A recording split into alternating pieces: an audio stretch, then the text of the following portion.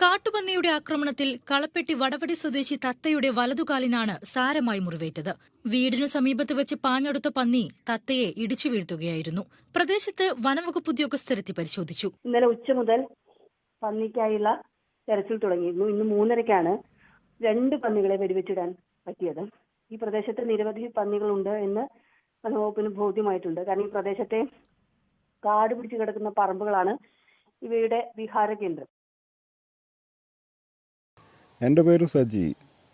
കാരണവന്മാർ ഇടുക്കി ജില്ലയിൽ നിന്ന് 1964 എത്തിയതാണ്.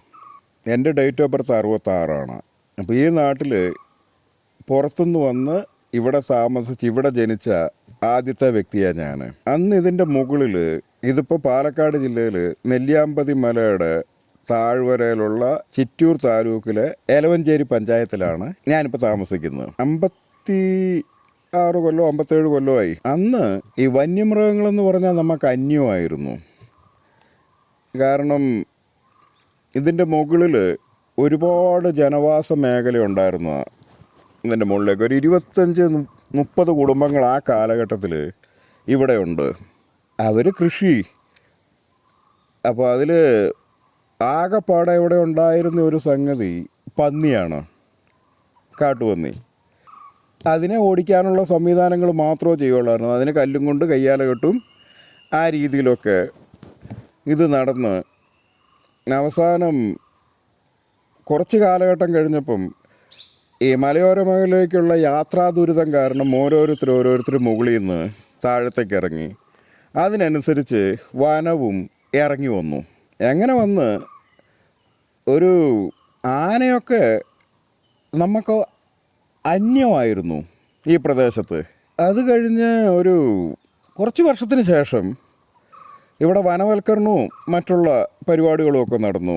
72-ലെ ഫോറസ്റ്റിൻ്റെ ജണ്ട, അതോടുകൂടി വനവും മനുഷ്യനുമായിട്ടുള്ള അതിർത്തി നിശ്ചയിക്കപ്പെട്ടു. അവിടെ വെറും ജണ്ട മാത്രമാണ് ഇട്ടുപോയത്, വേറെ മറ്റുള്ള സംഗതികളൊന്നുമില്ല. അപ്പോൾ ഈ ജണ്ട ഇട്ട് കഴിഞ്ഞപ്പം അതിൻ്റെ മുകളിലുള്ളവരൊക്കെ പതുക്കെ താഴത്തേക്ക് ഇറങ്ങി. അവരിറങ്ങിയതിൻ്റെ പുറകെ അതിന് താഴെയുള്ളവർ, ഫോറസ്റ്റിൻ്റെ അകത്തുള്ളവരുമൊക്കെ ഈ ഗതാഗത സൗകര്യത്തിന് വേണ്ടിയിട്ട് ഇവിടുന്ന് ഇറങ്ങി കുറേശ്ശെ പൊക്കൊണ്ടിരുന്നു. ഇവിടെ സംഭവിച്ചത് ഈ വനത്തിൻ്റെ അതിർത്തി നിശ്ചയിച്ചു. പക്ഷേ ഈ മനുഷ്യൻ ഇറങ്ങും തോറും വന്യമൃഗങ്ങൾ ആ സ്ഥലത്തേക്ക് കുടിയേറി പാർത്തു. എൻ്റെ ഓർമ്മയിൽ ആദ്യമായിട്ട് ഇവിടെ ആന കാണുന്നത് ഒരു 15 വർഷം മുമ്പാണ്. ഒരാന ഈ മലയിൽ കൂടെ കടന്നുപോയി. ഞങ്ങൾക്ക് അത്ഭുതമായിരുന്നു. എല്ലാവരും കൂടെ ഓടിക്കൂടി അതിനെ പടക്കം പൊട്ടിച്ചും എല്ലാം ഓടിച്ചു. ഫോറസ്റ്റുകാർ വന്നു, പോലീസുകാർ വന്നു. അതിനുശേഷം ഓരോരുത്തരുടെ വീട്ടിൻ്റെ മുറ്റത്തും ആന ഓണക്കളി കളിക്കാൻ തുടങ്ങി. ഞാൻ കൊല്ലങ്കോട് സെക്ഷൻ ഫോറസ്റ്റ് ഓഫീസറായിട്ട് ഒരു 3 വർഷത്തോളമായി ഇവിടെ ജോലി. എൻ്റെ പേര് PS മണിയൻ എന്നാണ്. ഇവിടെ ഞാൻ ഏറ്റവും കൂടുതൽ അഭിമുഖീകരിച്ച പ്രശ്നം ഇവിടുത്തെ മനുഷ്യരും വന്യജീവികളും തമ്മിലുള്ള ഈ സംഘർഷങ്ങളാണ്. അതിൽ ഒരു പ്രത്യേക ഇനം വന്യജീവി എന്നില്ല. അത് കർഷകരെ സംബന്ധിച്ചിടത്തോളം ആനയായാലും മാനുകളായാലും മയിലായാലും കുരങ്ങായാലും മലയണ്ണാനായാലും കാട്ടുപന്നിയായാലും എല്ലാം വളരെ അധികം അവരുടെ ജീവിതത്തിനെയും നിലനിൽപ്പിനെയും എല്ലാം ബാധിക്കുന്ന അവസ്ഥയിലാണ് മുന്നോട്ട് പോയിക്കൊണ്ടിരിക്കുന്നത്. എൻ്റെ പേര് പത്മനാഭൻ ഭാസ്കർ. പരമ്പരാഗതമായ ഒരു കാർഷിക കുടുംബത്തിൽ നിന്നാണ് ഞാൻ വരുന്നത്. അതിനിടയ്ക്ക് അത്യാവശ്യം കമ്പ്യൂട്ടർ സയൻസൊക്കെ കഴിഞ്ഞ് ഈ പറഞ്ഞ കുറേ സ്ഥലങ്ങളിലൊക്കെ പോയി വർക്ക് ചെയ്ത് തിരിച്ച് വീണ്ടും ഏർലി റിട്ടയർമെൻ്റ് എടുത്ത് വീണ്ടും കൃഷിയിലേക്ക് വരികയും കൃഷിയുമായിട്ട് ബന്ധപ്പെട്ട് ഒരുപാട് കാര്യങ്ങൾ ചെയ്യാൻ ശ്രമിക്കുകയും നമ്മുടേതായ ഒരു കയ്യൊപ്പ് ഇടണമെന്ന് ആഗ്രഹിക്കുകയും ചെയ്ത് വർക്ക് ചെയ്ത് വരുന്ന ഒരാളാണ് ഞാൻ. നമ്മൾ വന്യമൃഗങ്ങളുടെ ആക്രമണവുമായിട്ട് ബന്ധപ്പെട്ടാണ് വന്യമൃഗങ്ങൾ നമ്മുടെ കൃഷിസ്ഥലത്തേക്ക് ചേക്കേറുന്നതുമായിട്ട് ബന്ധപ്പെട്ട കുറേ പ്രശ്നങ്ങൾ നമ്മൾ ഇടയ്ക്കിടയ്ക്ക് അഭിമുഖീകരിക്കാറുണ്ട്. അതൊരു സ്ഥിരം സംഭവമായിട്ട് മാറുന്ന ഒരു സാഹചര്യമാണ് ഇപ്പം നിലവിലുള്ളത്. പേര് വിജയൻ എന്നാണ്.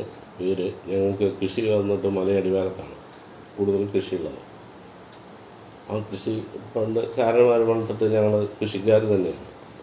ഒരു കർഷക കുടുംബം പറഞ്ഞാൽ പാരമ്പര്യമായിട്ട് ഞങ്ങൾ കൃഷിയിൽ മെയിനായിട്ട് പറയുകയാണെങ്കിൽ നിലക്കടലയും നെല്ലും തെങ്ങ് മാവ് ഇങ്ങനെയുള്ള 4 ക്രോപ്പുകളായിരുന്നു. ആദ്യം നിലക്കടലയും നെല്ലും എന്നുള്ളത് നിലക്കടല പാടെ ഇവിടുന്ന് പോകാനുള്ള കാരണം എന്താണെന്ന് വെച്ച് കഴിഞ്ഞാൽ ഈ വന്യമൃഗങ്ങളുടെ ശല്യം കൊണ്ട് അവിടെ കൃഷി ചെയ്യാൻ പറ്റാത്ത ഒരു സാഹചര്യത്തിലേക്ക് മാറി. ഞാൻ ഇവിടെ വരുമ്പോൾ ഏറ്റവും കൂടുതൽ പ്രശ്നം കാട്ടുപന്നിയുടെ ശല്യമായിരുന്നു. അപ്പോൾ കാട്ടുപന്നിയുടെ ഈ ശല്യം തീർക്കുന്നതിന് സർക്കാർ ഒരു ഉത്തരവിലൂടെ നമ്മുടെ കേരള നിയമസഭ ഇതിനെ ക്ഷുദ്രജീവിയായി പ്രഖ്യാപിക്കണം എന്ന് പറഞ്ഞ് ഏകകണ്ഠമായി നമ്മുടെ പ്രമേയം പാസ്സാക്കി കേന്ദ്ര ഗവൺമെൻറ്റിന് അയച്ചെങ്കിലും അതിന് അനുകൂലമായൊരു മറുപടി നമുക്ക് ഇതുവരെ ലഭ്യമായിട്ടില്ല. അത് പറയാൻ കാരണം 1972 വന നിയമം, വന്യജീവി സംരക്ഷണ നിയമത്തിൻ്റെ പിൻബലത്തിലാണ് ഈ വന്യജീവികളുടെ സംരക്ഷണവും മറ്റു കാര്യങ്ങളും ഇപ്പോഴും തുടർന്നു വരുന്നത്. നിയമം ഉണ്ടായിട്ട് ഏതാണ്ട് 50ഓളം വർഷത്തോളമായി. അപ്പോൾ ഈ വന്യജീവി സംരക്ഷണ നിയമത്തിൻ്റെ പരിധിയിൽ നിന്നുകൊണ്ട് വന്യമൃഗങ്ങളെ സംരക്ഷിക്കുക, അതോടൊപ്പം തന്നെ വന്യജീവികളുടെ ആക്രമണം മൂലം മനുഷ്യർ നേരിടുന്ന പ്രശ്നങ്ങളെ നമ്മൾ ഫേസ് ചെയ്യുക, ഇങ്ങനെ ഒരു വളരെ പരസ്പര വിരുദ്ധമായ സംഘർഷങ്ങൾ ഉണ്ടാകുന്ന ഒരു വിഷയമാണ് നമ്മൾ കൈകാര്യം ചെയ്തുകൊണ്ടിരിക്കുന്നത്. എന്നെ സംബന്ധിച്ചിടത്തോളം പറയുകയാണെങ്കിൽ കാലാകാലങ്ങളായിട്ട് വരുന്ന മാറ്റങ്ങൾ നമ്മളത് ഉൾക്കൊള്ളണം. ആ മാറ്റത്തിനനുസരിച്ച് നിയമങ്ങളിലും കാലാകാലങ്ങളിൽ വേണ്ട മാറ്റങ്ങൾ ഗവൺമെൻറ് വരുത്തിയാൽ മാത്രമേ നമുക്കും ഇവിടെ കൃഷിയോ മറ്റു പലതും ചെയ്ത് ജീവിക്കാൻ പറ്റുള്ളൂ. കർഷകരില്ലെങ്കിൽ ഇന്ന് ലോകം തന്നെ ഇല്ല. എത്ര വലിയ ആളാണെങ്കിലും ശരി, എത്ര വലിയ ഉദ്യോഗസ്ഥനാണെങ്കിലും ശരി, ചെറിയ ഉദ്യോഗസ്ഥനാണെങ്കിലും ശരി, ആർക്കും ജീവിക്കണമെങ്കിൽ കർഷകനും കർഷകത്തൊഴിലാളികളും ഈ മണ്ണിൽ പണിയെടുത്താൽ മാത്രമേ ജീവിക്കാൻ പറ്റുള്ളൂ എന്നുള്ള ഒരു വസ്തുത നമ്മുടെ ജനപ്രതിനിധികൾ മനസ്സിലാക്കി മുന്നോട്ട് പോകണമെന്നാണ് എനിക്ക് ഈ അവസരത്തിൽ പറയാനുള്ളത്. അതുപോലെ തന്നെ ഇപ്പോൾ നഷ്ടപരിഹാരം എന്തെങ്കിലും ഒരു കർഷകന് ഒരു വാഴയോ തെങ്ങോ മറ്റോ നഷ്ടപ്പെട്ടു കഴിഞ്ഞാൽ കിട്ടാവുന്ന നഷ്ടപരിഹാരം എന്ന് പറയുന്നത് ഒരു തെങ്ങ് കുലയ്ക്കുന്ന നല്ല തെങ്ങ് നഷ്ടപ്പെട്ടിട്ടുള്ള ഒരു കർഷകരെ സംബന്ധിച്ചിടത്തോളം 700 രൂപയാണ് ഏറ്റവും കൂടിയ ധനസഹായം. ആ 700 രൂപ ഒരു 2 തെങ്ങ് നഷ്ടപ്പെട്ടു 1400 രൂപ കിട്ടാനായിട്ട് അവൻ 3-4 ദിവസം പറയുമ്പോഴെല്ലാം പറയും, നിങ്ങൾ അങ്ങനെയൊന്നും വേണ്ട, മറ്റേ അക്ഷയിൽ പോയിട്ട് പേര് രജിസ്റ്റർ ചെയ്താൽ മതി, നിങ്ങൾക്കത് കിട്ടും, നിങ്ങളതിൻ്റെ പിന്നാലെ ഒന്നും നടക്കണ്ട എന്നുള്ളത്. അത് പറച്ചിൽ മാത്രമാണ്. നമ്മൾ ഓൺലൈനായിട്ട് ഇപ്പോൾ രജിസ്റ്റർ ചെയ്താൽ അതിൻ്റെ കൃഷി ഓഫീസിൽ പോയി കൃഷി ഓഫീസറെ കൊണ്ട് കാണിച്ചു കൊടുക്കണം. ഇതിൻ്റെ നഷ്ടപരിഹാരത്തിൻ്റെ തുക ഫിക്സ് ചെയ്യുന്നത് കൃഷി ഓഫീസറാണ്. അതുപോലെ തന്നെ ഫോറസ്റ്റ് ഓഫീസിൽ ഇൻഫർമേഷൻ ചെയ്യണം. ഇതെല്ലാം ചെയ്തു വരുമ്പോൾ 1, 2, 3 ദിവസത്തെ പണി അവൻ മെനക്കെട്ടിട്ട് വേണം ഈ ഒരു തെങ്ങ് പോയിട്ടുള്ള ഒരു കർഷകന് 700 രൂപ കിട്ടാൻ. 3 ദിവസത്തെ പണി നഷ്ടപ്പെട്ടിട്ട് അവൻ്റെ വെറും കൂലി മാത്രം കണക്കാക്കിയാൽ 2000 രൂപ വരും. ആ 2000 രൂപ നഷ്ടപ്പെട്ടിട്ട് 700 രൂപ കിട്ടാൻ വേണ്ടി, അത് ഏതോ കാലത്ത് കിട്ടാൻ വേണ്ടി ഇത് മെനക്കെടണ്ട എന്നുള്ള രീതിയിൽ പലവരും നല്ല ആരും കൃഷി നഷ്ടപരിഹാരത്തിന് വേണ്ടി അപേക്ഷ കൊടുക്കുന്നില്ല എന്നുള്ളതാണ് അതിൻ്റെ ഒരു സത്യം. പിന്നെ വന്യജീവി ആക്രമണങ്ങൾ എവിടെയാണോ ഉണ്ടാകുന്നത് അവിടെ എത്രയും പെട്ടെന്ന് ആ സ്പോട്ടിലെത്തി അതിന് നമുക്ക് എന്തെങ്കിലും പരിഹാരം ചെയ്യാൻ കഴിയുമോ? മാക്സിമം നമുക്ക് വളരെ തുച്ഛമായ തുകയാണ് നഷ്ടപരിഹാരമായിട്ട് സർക്കാരിൽ നിന്ന് അവർക്ക് ലഭ്യമാകുന്നതെങ്കിലും ആ തുക കാലതാമസം കൂടാതെ എല്ലാവർക്കും കിട്ടുന്നതിന് ഒരപേക്ഷ ഒരു ഓണം പോലും പെൻഡിങ് ഇല്ലാത്ത രീതിയിൽ അവരെ കൊണ്ട് അപേക്ഷ കൊടുപ്പിക്കാനും എല്ലാവരെ കൊണ്ടും ഇനിയിപ്പോൾ ഒരു ചെറിയ കാർഷിക വിളയാണെങ്കിൽ പോലും അളവ് കുറവാണെങ്കിൽ പോലും അവരെ കൊണ്ട് അങ്ങനെ അപേക്ഷ കൊടുത്താൽ മാത്രമേ നമുക്കിതിലൊരു കണക്കുണ്ടാവുള്ളൂ. എത്രമാത്രം വന്യജീവി ആക്രമണം മൂലം എത്രമാത്രം നാശനഷ്ടങ്ങൾ ഓരോ മേഖലയിലും ഉണ്ടാകുന്നു എന്നുള്ളതിൻ്റെ ഒരു ഡാറ്റയും കൂടെ അതിൻ്റെ ഭാഗമായിട്ട് ഉണ്ടാകുന്നുണ്ട്. അപ്പോൾ അതിനും കൂടി നമ്മൾ അവരെ കൊണ്ട് വളരെ കൃത്യമായി അപേക്ഷ കൊടുപ്പിക്കുകയും അത് നഷ്ടപരിഹാരങ്ങൾ യഥാസമയം ഇപ്പം നിലവിൽ വലിയ പെൻഡിങ് ഇല്ലാതെ ആ നഷ്ടപരിഹാരങ്ങളെല്ലാം കിട്ടുന്ന അവസ്ഥ ഉണ്ടായിട്ടുണ്ട്. കുടുംബാസൂത്രണം ജനന നിരക്ക് നിയന്ത്രിക്കുന്നത് എന്തിനാണ്? ഒരു പ്രദേശത്തെ ഫുഡിൻ്റെ മറ്റുള്ളതിൻ്റെ അവൈലബിലിറ്റിക്ക് അനുസരിച്ച് ആ രാജ്യത്തെ ജനങ്ങൾക്ക് ജീവിക്കാൻ പറ്റുള്ളൂ. അപ്പം ജനപ്പെരുപ്പം ഒരു കാലഘട്ടത്തിൽ വലിയ പ്രശ്നമായിരുന്നു. അതിന് നമ്മുടെ നെഹ്റുജി പറഞ്ഞിട്ടുണ്ട്, പാറ്റ പൊടിയുന്ന പോലെയുള്ള ഈ ജനപ്പെരുപ്പം നിയന്ത്രിച്ചില്ലെങ്കിൽ ഇന്ത്യ ഏറ്റവും വലിയ പട്ടിണി രാജ്യമായിട്ട് മാറുന്നു. അദ്ദേഹമാണ് ഈ ജനസംഖ്യാ നിയന്ത്രണത്തിന് കുടുംബാസൂത്രണം പോലെയുള്ള സംഗതികൾ കൊണ്ടുവന്നത്. അതിനെ കേരളം വളരെ ആഘോഷപൂർവ്വം സ്വീകരിച്ചു. അതിലൊന്നും ഒരു അപാകതയില്ലായിരുന്നു. പക്ഷെ ഇവിടെ സംഭവിച്ചത് ഈ വന്യമൃഗങ്ങളുടെ പെരുക്കത്തിനെ തടയാൻ യാതൊന്നും ചെയ്തില്ല. അതിന് പല റീസൺസ് ഉണ്ട്. കാലങ്ങളായിട്ട് മാറി വരുന്ന സർക്കാരുകൾ ഉണ്ടാക്കി വെക്കുന്ന ഒരു നിയമം. ഒരു തമാശ പറയുകയാണ്, നമ്മുടെ നാട്ടിൽ 1964 ഒരു നിയമം പാസ്സാക്കിയിട്ടുണ്ട്. എത്ര പേർക്ക് അറിയുന്നറിയില്ല. വിത്ത് കാളകളെ, അതായത് കൂറ്റൻ കാളകളെ വീട്ടിൽ വളർത്താൻ പാടില്ല. സങ്കരയിനം കന്നുകാലികളെ പ്രോത്സാഹിപ്പിക്കാൻ വേണ്ടിയിട്ട് ഈ കുത്തിവെപ്പിക്കുന്ന സംവിധാനം, ജേഴ്സി, മറ്റുള്ള ഹൈബ്രിഡ്, ആ നിയമം ഇപ്പോഴും മാറ്റിയിട്ടില്ല എന്നുള്ളത് ഇവിടുത്തെ എത്ര പേർക്കറിയാം? 1964 ക്ഷീരോത്പാദനം പ്രോത്സാഹിപ്പിക്കാൻ വേണ്ടിയിട്ട് ഒരിടത്തും വിത്തുകാളകൾ ഉണ്ടാവരുത്, അതിന് കുത്തിവെച്ച് തന്നെ ബ്രീഡിങ് നടത്തണം എന്നുള്ളൊരു നിയമമുണ്ട്. അത് ഇപ്പോഴും നിലനിൽക്കുക. വേണമെങ്കിൽ എൻ്റെ ഇവിടെ ഒരു മൂരി ഉണ്ടെങ്കിൽ അതിൻ്റെ പേരിൽ ഇന്നും മറ്റേ കാർഷിക വകുപ്പിന് അല്ലെങ്കിൽ ക്ഷീരവകുപ്പിന് കേസെടുക്കാം. ഇപ്പം നമ്മൾ പല സംഗതികളും പുരോഗതിയിലേക്ക് പോകുന്നുണ്ടെങ്കിലും അന്നത്തെ നിയമങ്ങൾ ഇതുവരെ മാറ്റിയിട്ടില്ല. ഈ നിയമം ഓരോ കാലഘട്ടത്തിനും അനുസരിച്ച് പരിഷ്കരിക്കപ്പെടേണ്ട ഒരു വിഷയമാണ്. കാലാകാലങ്ങളായി മാറ്റം വരുത്തേണ്ട മാറ്റങ്ങൾ നിയമത്തിലായാലും ശരി, ഏത് വിധത്തിലായാലും ശരി, ഏത് തരത്തിലായാലും ആ വരുത്തേണ്ട കാലാകാലങ്ങളിൽ വരേണ്ട മാറ്റങ്ങൾ വന്നേ പറ്റൂ. എല്ലാ കാലവും ഒരേ നിയമം കൊണ്ട് മാത്രം നമുക്ക് ഇരിക്കാനോ അല്ലെങ്കിൽ അത് മുന്നോട്ട് കൊണ്ടുപോകാനോ പറ്റില്ല. ലോകത്തിലെ എല്ലാ രാജ്യങ്ങളിലും മൃഗങ്ങളുണ്ട്. അവിടുത്തെ പരിസ്ഥിതിക്ക് അനുസരിച്ചുള്ള മൃഗങ്ങൾ. നമ്മുടെ ഓസ്ട്രേലിയയുടെ ദേശീയ മൃഗമാണ് കൻകാരു. അതിന് എണ്ണത്തിൽ കൂടുതലായി കഴിഞ്ഞാൽ സ്കള്ള് ചെയ്യാനുള്ള ഒരു നിയമം അവിടെയുണ്ട്. അതായത് ഞാൻ നേരത്തെ പറഞ്ഞു, കുടുംബാസൂത്രണം, ജനപ്പെരുപ്പം നിയന്ത്രിക്കാൻ വേണ്ടിയിട്ടുള്ള ആ സംവിധാനം മനുഷ്യരിൽ നടപ്പാക്കുമ്പോൾ ഈ സംഗതി അവിടെ മൃഗങ്ങളിൽ നടപ്പാക്കുന്നുണ്ട്. കാരണം അവർക്ക് ദീർഘമായ ഒരു കാഴ്ചപ്പാടുണ്ട്. ഇവിടെ നമ്മുടെ കേരള നിയമസഭയിൽ ഏറ്റവും വലിയൊരു കോമാളിത്തരം നടന്നു ഉമ്മൻചാണ്ടി സാറിൻ്റെ ഗവൺമെൻറ്റിൽ. പന്നിയെ കൊല്ലണമെന്ന്, പന്നി എന്ന് പറഞ്ഞാൽ വനത്തിലുള്ള പന്നിയല്ല, നാട്ടും പുറത്തുള്ള പന്നി. ഈ നാട്ടിലുള്ള ഈ ജനവാസ മേഖലയിൽ കൂടെ നടക്കുന്ന പന്നികളൊന്നും വനം കണ്ടിട്ടേ ഇല്ല. പിന്നെ അതിന് എന്ത് ബേസിലാണ് വന്യമൃഗം എന്ന് പറയണത്? പക്ഷെ പന്നിയാണ്. അത് കൃഷിക്ക് നാശം ഉണ്ടാക്കണു, അതുകൊണ്ട് അതിനെ കൊല്ലാം എന്ന് ഉമ്മൻചാണ്ടി സാറ് സത്യസന്ധമായിട്ടൊരു ഇത് കൊണ്ടുവന്നു. ചില ഉദ്യോഗസ്ഥന്മാരുടെ കയ്യിൽ കൂടെ വന്നിട്ട് ആ ഓർഡർ നിയമസഭയിൽ അവതരിപ്പിച്ചപ്പം പന്നിക്ക് മുല കുടിക്കുന്ന കുഞ്ഞുങ്ങളുണ്ടാകാൻ പാടില്ല, ഉണ്ടായിരിക്കരുത്, പന്നി ഗർഭിണിയായിരിക്കരുത്, അങ്ങനെ കുറച്ച് സാധനങ്ങളും കൂടെ എഴുതി ചേർത്തിട്ടാണ് അത് നിയമസഭയിൽ ആ പ്രമേയം കൊണ്ടുവന്നത്. എന്തൊരു ഭയങ്കര വിഡ്ഢിത്തരമാണ്. ഇനിയിപ്പോൾ ആരെങ്കിലും ഒരു പന്നിയെ വെടിവെച്ചിട്ട് ഇവർ വന്ന് പോസ്റ്റ്മോർട്ടം ചെയ്യുമ്പോൾ പന്നി ഗർഭിണിയാണെന്ന് പറഞ്ഞു കഴിഞ്ഞാൽ ആ വെടിവെച്ചയാളുടെ പേരിൽ നിയമത്തിൻ്റെ ആധിപത്യം സ്ഥാപിക്കാനുള്ള ഒരു ശ്രമമാണ് അവിടെ. ഇതിൻ്റെ പീഡനം അനുഭവിക്കുന്നത് സാധാരണ കർഷകനാണ്.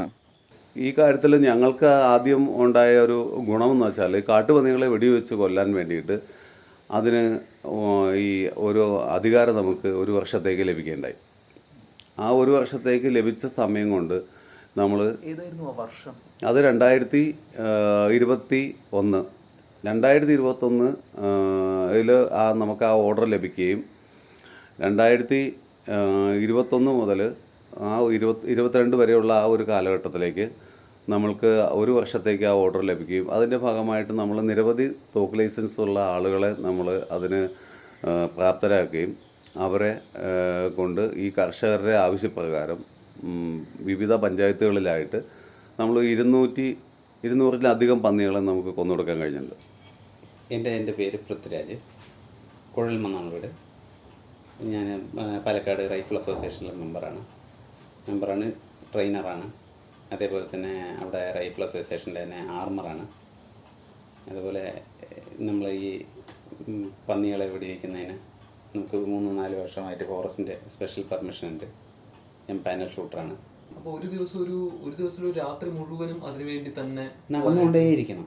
ഈ പന്നീനെ കിട്ടിക്കഴിഞ്ഞാൽ മാത്രമേ നമുക്ക് അതിന്റെ പൈസ കിട്ടുള്ളൂ? അതോ? തീർച്ചയായും ഇല്ലെങ്കിൽ ഒന്നും ആരും ഒരു പൈസയും തരാറില്ല.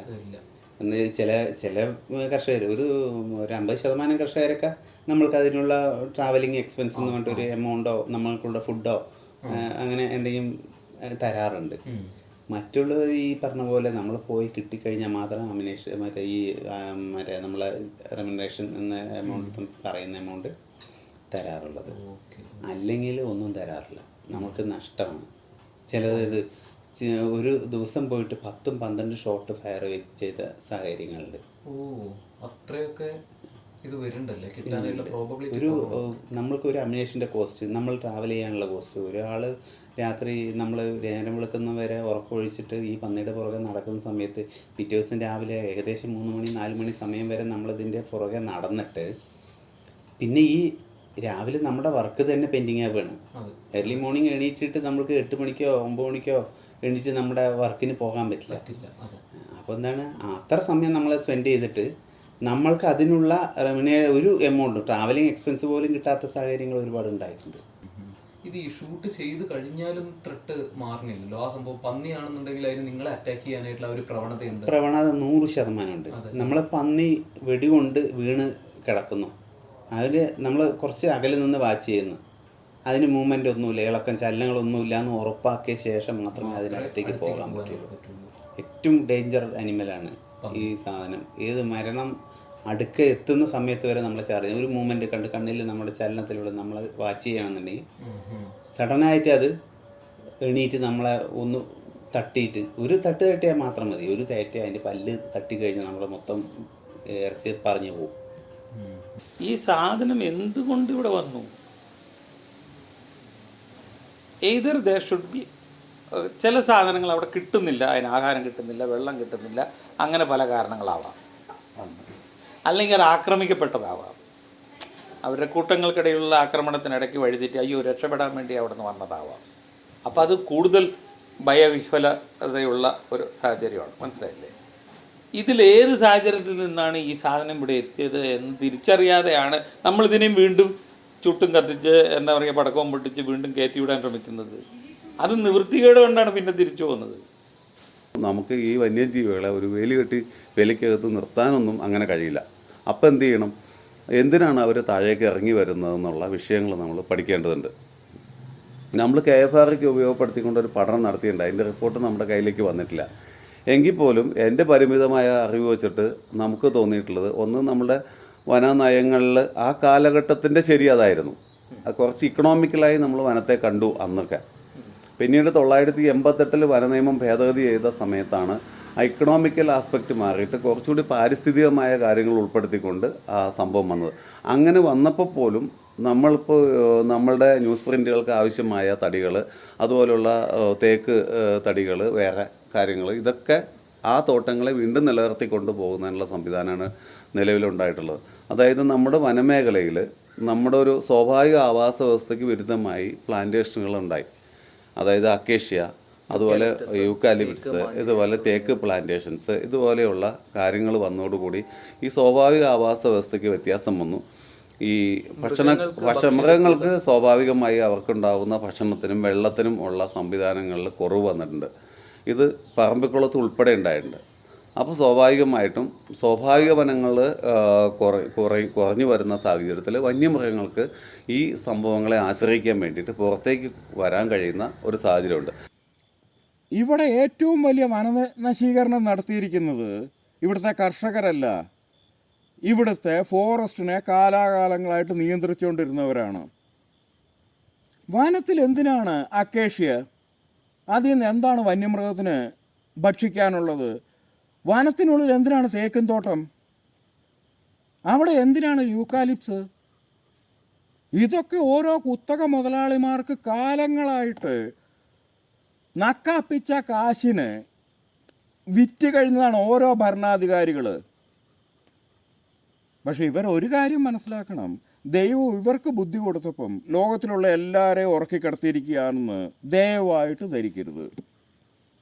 അപ്പം ബേസിക്കലി ഇതിനൊക്കെ കാരണം എന്താണെന്ന് ചോദിച്ചു കഴിഞ്ഞാൽ അതിപ്പോൾ പലപ്പോഴും ഇത് ക്ലീഷയാണ് നമ്മൾ പറയുന്നത്. എന്ന് വെച്ചാൽ കാട് എന്ന ആവാസ വ്യവസ്ഥിതി കൃത്രിമമായി കൃത്രിമമായി ഉണ്ടാക്കാൻ ശ്രമിക്കുന്നതിലൂടെ അത് നശിപ്പിക്കപ്പെട്ടു എന്നുള്ളതാണ് സത്യാവസ്ഥ. അപ്പോൾ അതിൻ്റെ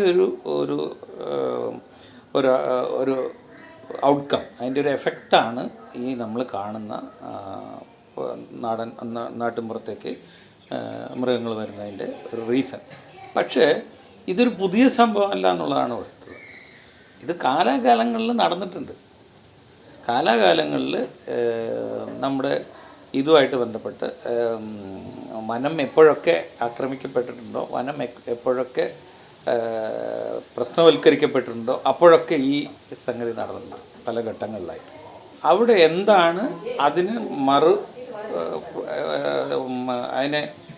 മറികടക്കാൻ എന്താണ് ചെയ്യേണ്ടത് എന്നുള്ളതാണ് ക്വസ്റ്റ്യൻ. അപ്പോൾ അവിടെ നമ്മൾ പലപ്പോഴും കാണുന്ന ഒരു പ്രശ്നം എന്താ വെച്ചാൽ, പലപ്പോഴും വളരെ കാഷ്വലായിട്ടുള്ള പ്ലാനിങ് പ്രോസസ്സാണ് ഇപ്പോൾ നമ്മുടെ സർക്കാർ തലത്തിൽ നിന്ന് നടന്നുകൊണ്ടിരിക്കുന്നത്. എന്ന് വെച്ചാൽ നമ്മൾ ഒരു നാച്ചുറലായിട്ടുള്ള ഒരു ഫോറസ്റ്റ് ഉണ്ടാക്കാൻ ശ്രമിക്കുമ്പോൾ, അതിൻ്റെ നാച്ചുറൽ ആവാസ വ്യവസ്ഥിതി ഉണ്ടാക്കാൻ ശ്രമിക്കുന്നതിന് പകരം പലപ്പോഴും എന്ത് പറ്റുമെന്ന് ചോദിച്ചാൽ പ്ലാന്റേഷനാണ് സംഭവിക്കുന്നത്.